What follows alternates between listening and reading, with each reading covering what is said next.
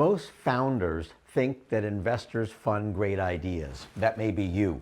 They don't. Investors fund businesses with products that customers can't wait to buy. If you don't understand the difference between those two, raising capital is going to be a lot harder than it needs to be, and perhaps impossible. Today I want to talk to you about one of the most important components of the Equity Raise Triad and your business in general, and why it often determines upfront not only whether your company is fundable, but whether you should be spending any time on your business at all. Hi, I'm Brett Sharonow with Broadscope Consulting. To help companies raise capital, about 15 years ago, I developed a proprietary financial model called the Equity Raise Triad. The model helps founders figure out and understand the critical elements that investors are evaluating when they're deciding to put money into your company. It also allows you to figure out not only is it fundable up front, but can the business scale and can the business exit?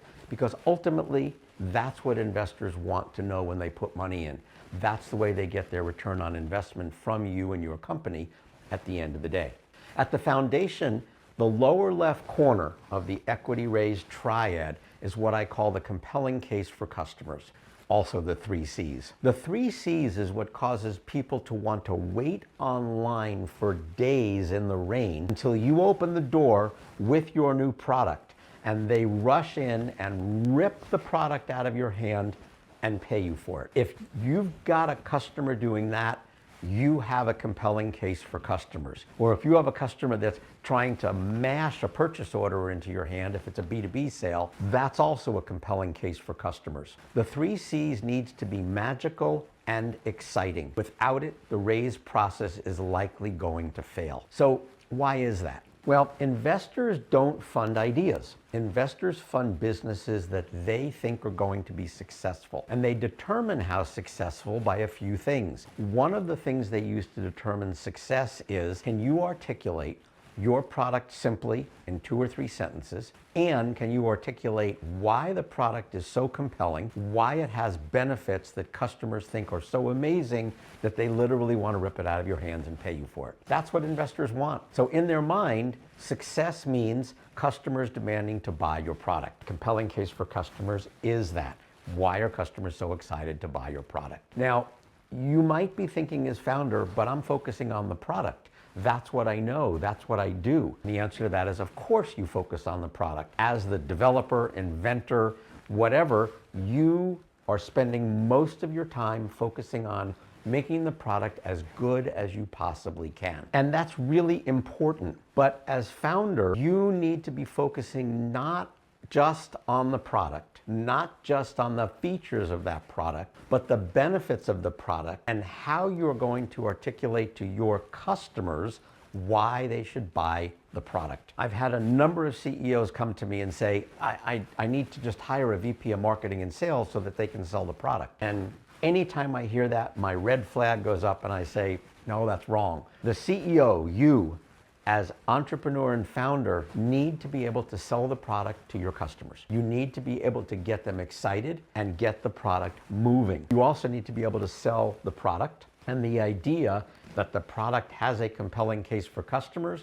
to your investors. Without that, they're probably not going to fund you. So can you clearly articulate that compelling case for customers, that value to your clients? Can you clearly explain why your customers are going to choose your product over the alternatives? Because the stronger the customer demand, the lower the perceived risk from the investor, and the more likely they are to invest in your business. That's why the compelling case for customers is one of the first things I look at and one of the first things I work with my clients on when I'm working with them to help them raise capital and get the business set up for scaling and exit. So at the end of the day, the reality is that investors aren't looking for interesting ideas. They're looking for companies that can create meaningful value for customers and can clearly communicate that value. It's one of the first things I evaluate in the investor readiness audit. Investor readiness audit helps you identify the strengths, the weaknesses,